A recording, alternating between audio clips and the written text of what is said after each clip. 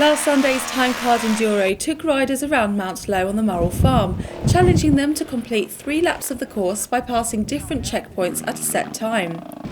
Andrew Newman, regular commentator for motorcycle races in the Falklands, explains how the event worked. We're here at the beginning. The riders will go to a gate where we have synchronized clocks, and each rider will have a time card like this, which shows what time he has to be at each checkpoint. And when he gets to the checkpoint, the person controlling the checkpoint will put the actual time of arrival in there. If they are late, then they get penalty points when we total it up at the end.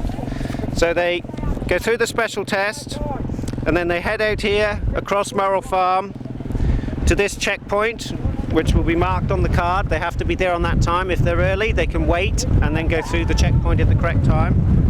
Then they go around the mountain, out here to the coast, along here, and they'll get to this checkpoint here where the same thing happens again.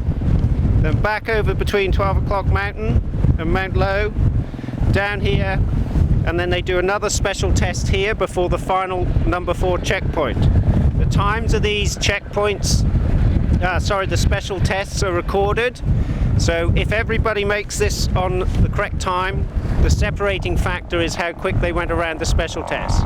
And they do that 3 times. I think this sort of racing, if you like, is more suitable to a lot of Falkland Island riders of all different ages and abilities. So we have different riders here today. Most people grew up doing this kind of thing just for fun. So the riding on the loop as they go around this track is, standard stuff like most farmers have to do, gathering sheep, etc. So they enjoy it for the ride out for the day. It's not really ultra competitive. Those are competitive, go mad on the special tests for good times. But it's an enjoyable ride out, it's good fun. And does this usually encourage riders to get involved in the motocross? Or? Not necessarily, no. Some, but most either prefer one or the other. So a lot of the motocross guys don't come and do this, but other riders do, who are just recreational drivers.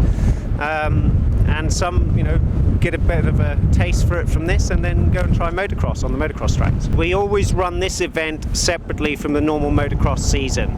So then motocrossers who spend a lot of money on bikes and compete in all the motocross events don't be penalised because they don't want to come and do an enduro, and vice versa. People who don't want to do the motocross don't have to compete there. So it's done as a separate event. Kindly, Adi and Lisa Lowe from the Murrell Farm let us use their land for us, and we always have a bit of a barbecue at the end, and normally a little less wind. Yes, it's very windy today. How are the conditions going to affect the riders? They'll be all right. When you're moving as quick as the wind or faster, it's not an issue, is it? After hours of riding, the competitors entered the day with a well-deserved barbecue. The motocross races are due to resume at the end of this month.